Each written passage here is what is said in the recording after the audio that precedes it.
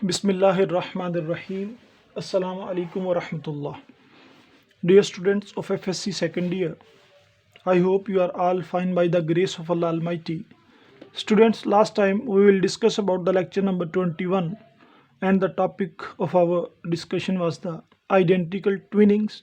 Now we study about the sexual reproduction in animals, not in plants. In animals, हम animals में अब देखेंगे कि सेक्सुअल रिप्रोडक्शन किस तरह से होती है। बच्चों, सेक्सुअल रिप्रोडक्शन के लिए कम से कम 2 इंडिविजुअल्स का होना ज़रूरी होता है। कितने इंडिविजुअल्स का होना ज़रूरी होता है? कम से कम 2 इंडिविजुअल्स का होना ज़रूरी होता है। एक इनमें मेल होगा और एक इनमें फीमेल होगा, जो सेक्सुअल रिप्रोडक्शन होती है। इससे पहले जो एसेक्सुअल रिप्रोडक्शन थी, वो एसेक्सुअल रिप्रोडक्शन बच्चों, उसमें सिर्फ और सिर्फ एक इंडिविजुअल होता था। एसेक्सुअल में कितने होते थे? सिर्फ और सिर्फ एक इंडिविजुअल होता था, ओनली 1 इंडिविजुअल। तो ये 1 इंडिविजुअल वाली रिप्रोडक्शन जो है, it's a primitive form, it's a primitive form of the reproduction. बच्चों, ये पुरानी फॉर्म है और इस प्रिमिटिव फॉर्म में बहुत ज़्यादा डिसएडवांटेजेस हैं as compare to sexual reproduction, जिसमें 2 इंडिविजुअल्स होते। वक्त गुजरा, हर चीज़ में एडवांसमेंट आती है, तो ऑर्गेनिजम्स ने रिप्रोडक्शन के मेथड्स में भी एडवांसमेंट लाई। उस रिप्रोडक्शन के मेथड्स को हम बोलते हैं सेक्सुअल रिप्रोडक्शन, जिसमें कम से कम 2 इंडिविजुअल्स इन्वॉल्व हों और इसमें बच्चों एक मेल और एक फीमेल हो, और फीमेल अपने गैमीट्स प्रोड्यूस करे और मेल अपने गैमीट्स प्रोड्यूस करे। मेल अपने गैमीट्स प्रोड्यूस करे और फीमेल बच्चों क्या करे? अपने गैमीट्स को प्रोड्यूस करे। तो मेल गैमीट्स में और फीमेल गैमीट्स में इनके नेम्स हैं। मेल गैमीट अगर हो बच्चों एनिमल में, या हमने पहले प्लांट पढ़ा था, प्लांट में, तो इसको बोलते हैं एंथीरोजोआइड। क्या बोलते हैं? एंथीरोजोआइड। ये हम पढ़ रहे हैं बेसिकली रिप्रोडक्शन इन एनिमल्स, तो हमारा जो बेसिक फोकस होगा वो क्या होगा? एनिमल्स पर होगा। एनिमल्स के जो गैमीट्स होते हैं, इनको हम बोलते हैं बच्चों स्पर्म, इट्स अ स्पर्म। और गैमीट जो फीमेल के होते हैं बच्चों, इट्स अ एग, इनको बोला जाता है एग्स, या फिर एग को हम बोलते हैं साइंटिफिकली ओवा। ओवा ज़्यादा एग्स को बोलते हैं और ओवम एक सिंगल एग होता है। तो ऐसे रिप्रोडक्शन जिसमें 2 मुख्तलिफ तरह के गैमीट्स बने, यानी स्पर्म बने और उसके बाद एग बने, दीज गैमीट्स आर डिफरेंट। ये एग इस तरह का होता है और स्पर्म बच्चों बेसिकली इस तरह का होता है। तो एग और स्पर्म एक दूसरे से जेनेटिकली भी डिफरेंट हैं और ये आपस में अपीयरेंस के लिहाज से भी डिफरेंट हैं। तो ऐसे गैमीट्स जो डिफरेंट हो उनको बोलते हैं हेट्रोगैमीट्स। क्या बोलते हैं? हेट्रोगैमीट्स। तो heterogametes basically are the production of या product of the sexual reproduction. अब सेक्सुअल रिप्रोडक्शन में जैसे जैसे मेल स्पर्म और फीमेल एग बनते हैं बच्चों, ये गैमीट्स हैं, इन गैमीट्स की यूनियन होती है, इन गैमीट्स की यूनियन होती है। मतलब ये गैमीट्स आपस में मिलते हैं। फीमेल का गैमीट जिसका नाम एग है और मेल का गैमीट जिसका नाम स्पर्म है, ये आपस में मिलते हैं और इनके मिलने से बनता है एक ज़ाइगोट। ये आप लोगों को बखूबी पता होगा। ज़ाइगोट जो कि डाइप्लॉइड होता है, 2n होता है, और इसमें हैप्लॉइड होता है, हैप्लॉइड होते हैं ये दोनों, मेल स्पर्म और फीमेल। अब अगर हम ह्यूमंस की बात कर लेते हैं बच्चों, ह्यूमंस में एग्स और स्पर्म आपस में मिलते हैं और ज़ाइगोट बनता है। एसेक्सुअल रिप्रोडक्शन में ऐसा कोई मेथड नहीं। अब थोड़ा सा मैं आपको कंपैरिजन के लिए बताऊंगा कि ये वाली reproduction primitive form of the reproduction जिसका नाम एसेक्सुअल रिप्रोडक्शन है, इससे किस लिहाज में बेहतर है और इसमें क्या पर्सपेक्टिव है। बच्चों, एसेक्सुअल रिप्रोडक्शन में एक इंडिविजुअल दो इंडिविजुअल में टूट जाता था, like this one, it's a bacteria and this bacteria will be divided into further two bacteria by the binary fission, एक का दो में टूट जाना। और अगर इसमें फॉर एग्जांपल डीएनए इस तरह का है तो इन दोनों में डीएनए बिल्कुल हूबहू अपने ही पेरेंट के जैसा होता है, कोई भी डिफरेंस नहीं आता। ये डिटेल से हम बात कर चुके हैं कि ये जो इंडिविजुअल होते हैं these are the genetically identical होते हैं, और ये जेनेटिकली आइडेंटिकल जो है ये बदलते हुए माहौल में सर्वाइव नहीं कर सकते। जबकि ये वाला प्रोसेस जो है जिसमें एग और स्पर्म बनते हैं, अब एग और स्पर्म बनते किस प्रोसेस में है, शाबाश वो मुझे बताएं आप लोग। बिल्कुल ठीक बच्चे, एग और स्पर्म बनते हैं बेसिकली मियोसिस के प्रोसेस में। किस प्रोसेस में? मियोसिस के। जैसे फॉर एग्जांपल एक हमारा सेल है बच्चों, ह्यूमन सेल में क्रोमोसोम होते हैं 46, ये हमारा सेल है, इसमें क्रोमोसोम है 46। अब 46 क्रोमोसोम को आगे कन्वर्ट होना है, अपने पेरेंट्स अपने ऑफ स्प्रिंग्स में जाना है। फॉर एग्जांपल ये 46 क्रोमोसोम है पेरेंट के, ये पेरेंट P1 है, इसको मैं फादर कह लेता हूँ। ये पेरेंट है P2, पेरेंट 2 इसको मदर कह लेते हैं। फादर और मदर के अलावा तो बच्चों नहीं ना होता, फादर और मदर में 46 क्रोमोसोम हैं। अब ये अगर इस तरह हो कि इसके 46 क्रोमोसोम और इसके 46 क्रोमोसोम एक इंडिविजुअल बनाए या जाइगोट बनाए, उससे बनेगा 92 क्या क्रोमोसोम इसमें आ जाएंगे। तो बच्चों इस तरह से क्या होगा, इस तरह से ये तो गड़बड़ हो गई, होने तो इधर भी 46 चाहिए थे। तो इस प्रोसेस को मेंटेन करने के लिए एक प्रोसेस इन्वॉल्व हुआ है, वो प्रोसेस है मियोसिस का, वो प्रोसेस है मियोसिस का। और meiosis basically it maintains the number of chromosomes in the next generation. But how it maintains, let's see. बच्चों ये 46 क्रोमोसोम्स वाले जो गैमीट्स थे, ये मदर के और ये फादर के, ये डिप्लॉयड सेल्स, इनकी हुई मियोसिस। मियोसिस में मतलब 23 वाले एग बने, 23 क्रोमोसोम वाले एग बने, इसकी मियोसिस हुई। 23 वाले स्पर्म बने, 23 वाले स्पर्म जब बन गए तब 23 एग और स्पर्म के मिलने से जो इंडिविजुअल बनेगा वो 46 होगा, वो 46 होगा। अब ये 46 जब जवान होगा, जब इसकी शादी होगी, ये बच्चों मिलाप करने के लिए पहले 23 वाले क्या बनाएगा, स्पर्म बनाएगा अगर ये मेल हुआ। अगर फीमेल हुई तो ये 23 वाले एग बनाएगी। इस प्रोसेस को बोलते हैं मियोसिस। तो meiosis basically in case of sexual reproduction होती है, और एसेक्सुअल में तो बच्चों मियोसिस होती ही नहीं। तो मियोसिस एक adaptation है in course of the evolution of the sexual reproduction which maintains the number in each generation। Next बच्चों हमारे पास है फर्टिलाइजेशन की डेवलपमेंट।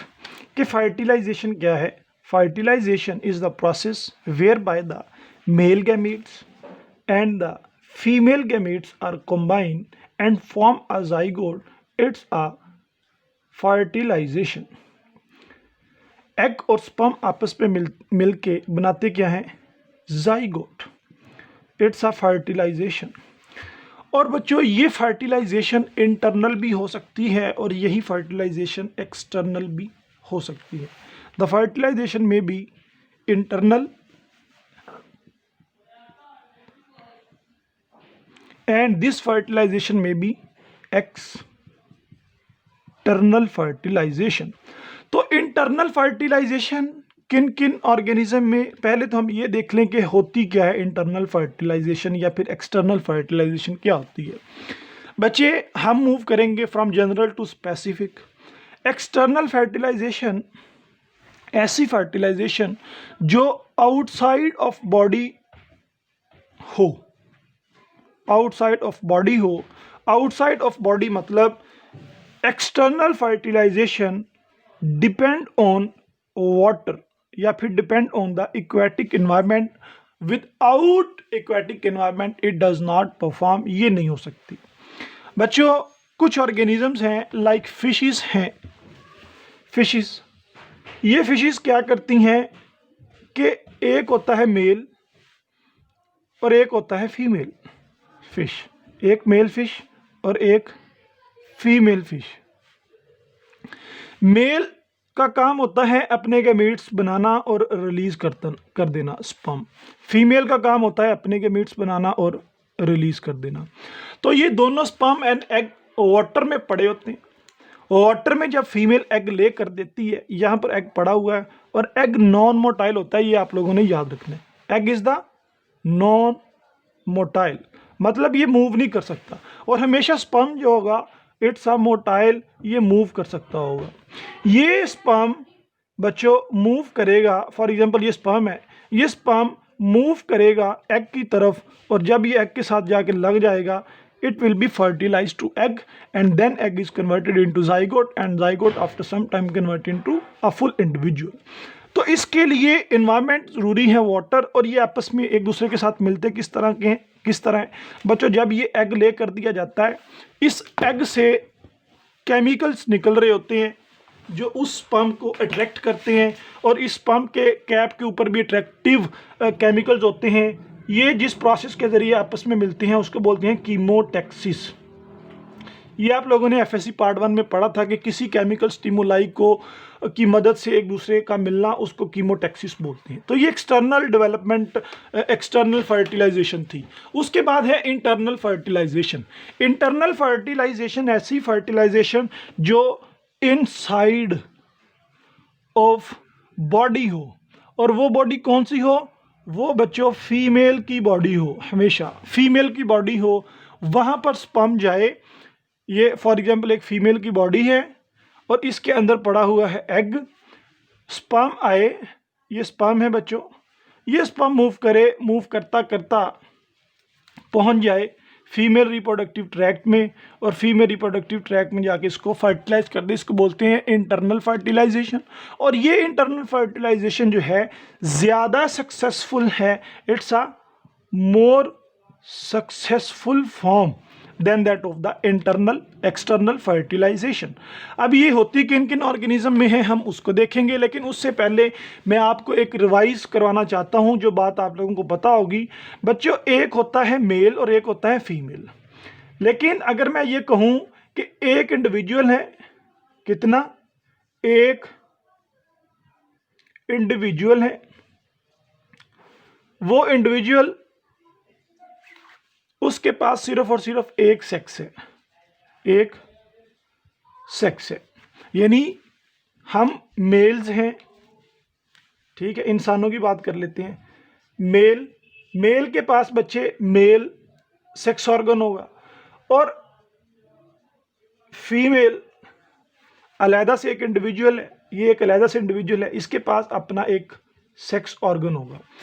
तो मेल के पास अपना, यानी इंडिविजुअल यहाँ पर कितने इन्वॉल्व हो रहे हैं, दो इंडिविजुअल्स इन्वॉल्व हो रहे हैं, दो इंडिविजुअल्स इन्वॉल्व हो रहे हैं, ये याद रखनी है बात, दो इंडिविजुअल्स इन्वॉल्व हो रहे हैं, एक मेल है एक फीमेल है, फीमेल के पास अपना सेक्स ऑर्गन, मेल के पास अपना। ऐसे कंडीशन को जहां पर मेल और फीमेल के पास सिर्फ एक एक ऑर्गन हो, सेक्स ऑर्गन, उसको बोलते हैं यूनिसेक्सुअल।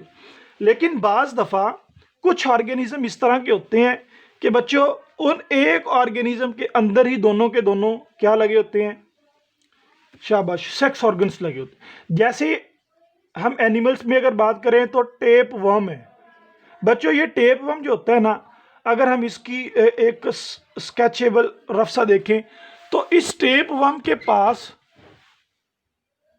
मेल सेक्स ऑर्गन भी होता है और फीमेल सेक्स ऑर्गन भी होता है, यानी इसको थोड़ा सा हम डिफरेंट कर लेते हैं, it's a male and it's a female. है ये भी सेक्सुअल रिप्रोडक्शन, जब एक ऑर्गेनिज्म के पास यानी एक टेपवर्म के पास दोनों सेक्सीज हों, टू सेक्सीज हों, मेल और फीमेल वाला, इसको बोलते हैं बच्चों बाईसेक्सुअल। क्या बोलेंगे इसको हम लोग? इसको हम बोलेंगे बाईसेक्सुअल। या फिर इस कंडीशन को हम बोल सकते हैं हेर्मेफ्रोडाइट। हेर्मेफ्रो ये लफ्ज आप लोगों को जरा समझ में आया होगा क्योंकि ये अपने एफएससी में पढ़ा है। तो ऐसे इंडिविजुअल जिनके पास दोनों सेक्सेस हों वो बाइसेक्सुअल होते हैं और उनको हेर्मेफ्रोडाइट बोला जाता है। और ये एनिमल्स में भी होते हैं, एनिमल में कम है लेकिन प्लांट्स में ये बहुत ज़्यादा देखे गए हैं। अब मैं आपको कुछ बात करूंगा इंटरनल और एक्सटर्नल फर्टिलाइजेशन के हवाले से। लो भाई बच्चों, हमने 3 टर्म सीखनी है, oviparous, viviparous and ovoviviparous. In 3 terms को सीखने के लिए हम लोग 5 मिनट में इंशाल्लाह इसको देखेंगे।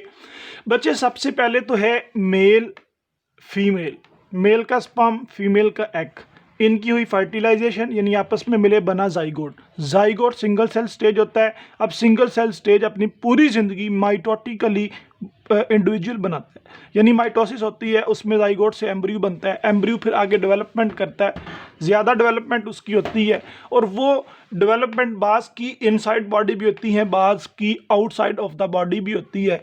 दोनों केसेस में बनते हैं इंडिविजुअल्स। क्या बनते हैं जी? इंडिविजुअल्स। तो बच्चे हम मूव करते हैं ओविपेरस की तरफ। पहले ओवी का मतलब होता है बच्चों ओवा, आगे मैंने पढ़ाया था आपको एग्स, ओवा। तो ओवा का मतलब क्या है? एग। और पेरस का मतलब होता है लेइंग, ठीक है, निकालना, देना। तो ऐसे एनिमल्स जो एग लेइंग करेंगे उसको बोलते हैं ओविपेरस। जैसे बच्चों आप लोग कोई भी एग्जांपल मुझे बताओ। शाबाश। हम लोग सर्दियां आ गई हैं, काफ़ी सारे चिकन के, हेंस के एग खा रहे हैं, ठीक हो गया। यानी कि हम लोग बच्चों बर्ड्स के एग खाते हैं, ठीक है, बर्ड्स के एग खाते हैं, एग्स ऑफ द बर्ड्स। इसके अलावा रेप्टाइल्स, ये जो आप लोग सांप वगैरह देखे होंगे आपने बच्चे, ये एग लेइंग एनिमल्स हैं। दीज ले एग, लेकिन एग हर सूरत में क्या होगा? फर्टिलाइज होगा। एग हर सूरत में, मैं क्या कह रहा हूं, हर सूरत में फर्टिलाइज होगा। यानी मेल, अगर यहां पर हम बात करें मेल की और फीमेल की, चिकन की और हैन की, तो उनमें फर्टिलाइजेशन होकर वो जो सिंगल सेल में जाइगोट कह रहा हूं, it's a basically egg, it's a egg. Chicken में मेल और फीमेल आपस में मिलाप करते हैं तो उस नतीजे में बनता है एग, और वो उस एग को क्या कर देते हैं? जमीन पर ले कर देते हैं। तो ऐसे ऑर्गेनिज्म जिनमें फर्टिलाइजेशन बॉडी के अंदर हो, फर्टिलाइजेशन हुई है तो एग बना है, इसका मतलब फर्टिलाइजेशन क्या हो? इंटरनल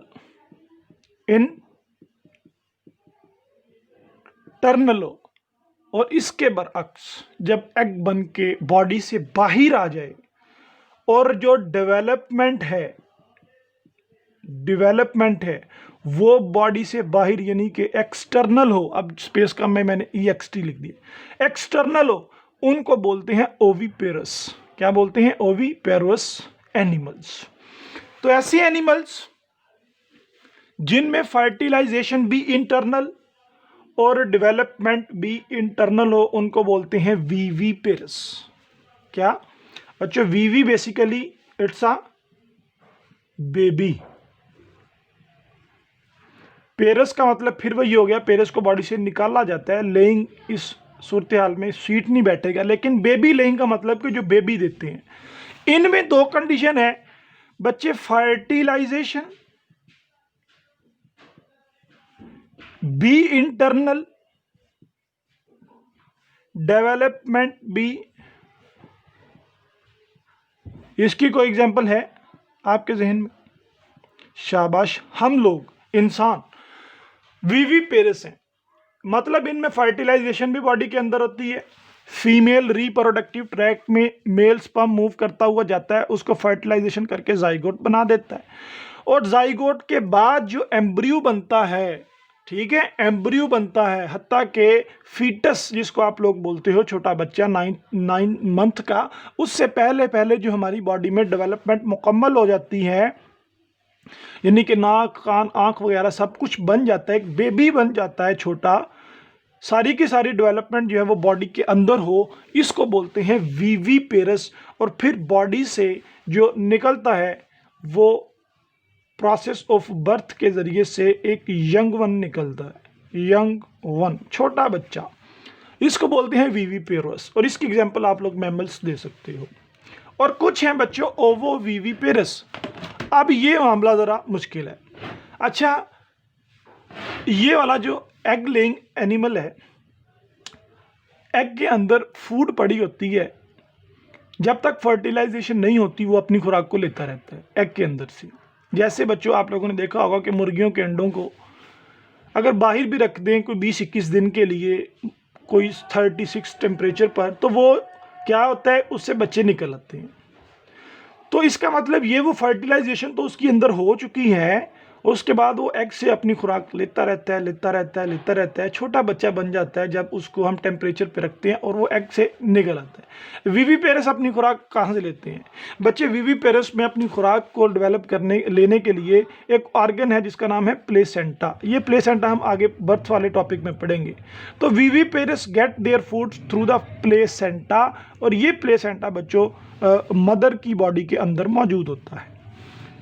तो आगे वो ओवो वीवी पेरस। ओवो से मुराद मैंने बताया था बच्चों अंडा, और वीवी से मुराद मैंने बताया था बेबी, और पेरस का मतलब होता है ले करना। बात सिंपल सी है कि ऐसे ऑर्गेनिज्म जिनकी फर्टिलाइजेशन भी इंटरनल,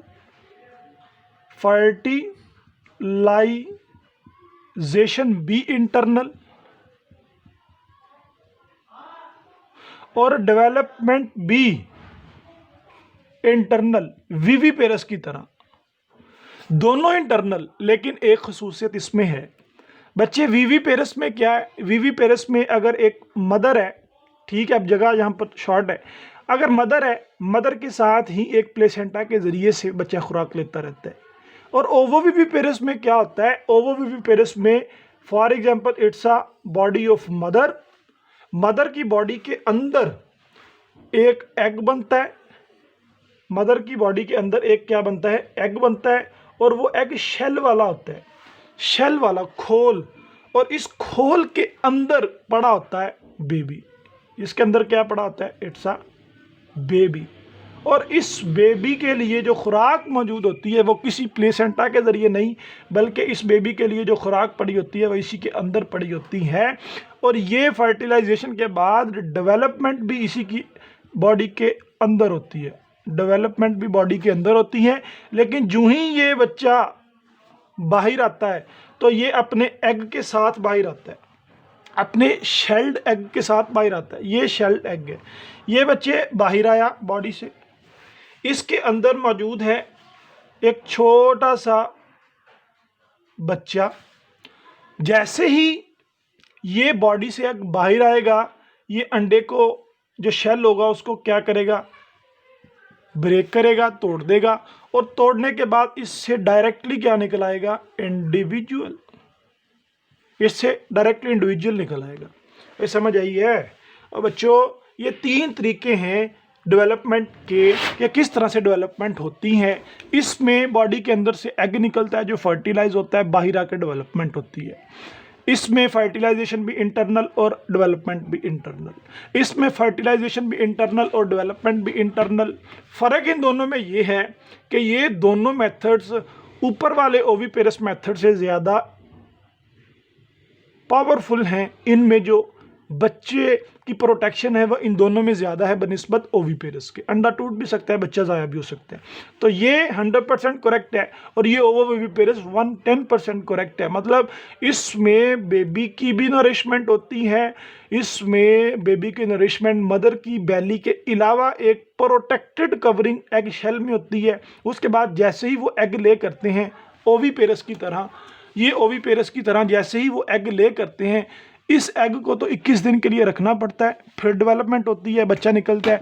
इसका जो एग होगा वो जैसे ही निकलेगा बच्चे, उसमें क्या पड़ा होगा, इंडिविजुअल पड़ा होगा। ज़्यादातर ये टर्टल्स वगैरह जो हैं या एम्फीबियंस हैं, बाज़ दफ़ा एम्फीबियंस में इस तरह देखा जाता है कि वो बॉडी से बाहर आते ही एग से निकलते हैं और अपना पूरा जो है वो स्टार्ट कर देते हैं अपना चलना फिरना। ओके हो गया। तो बच्चों ये बेसिकली हमारी बेस थी सेक्सुअल रिप्रोडक्शन की। नेक्स्ट फिर हम देखेंगे कि सेक्सुअल रिप्रोडक्शन इन मेल्स देखेंगे, फीमेल्स देखेंगे कि किस तरह हम में परफॉर्म होता है मैकेनिज़्म। तो फिर आज तक के लिए इतना ही। अल्लाह हाफिज़, अस्सलाम वालेकुम रहमतुल्लाह।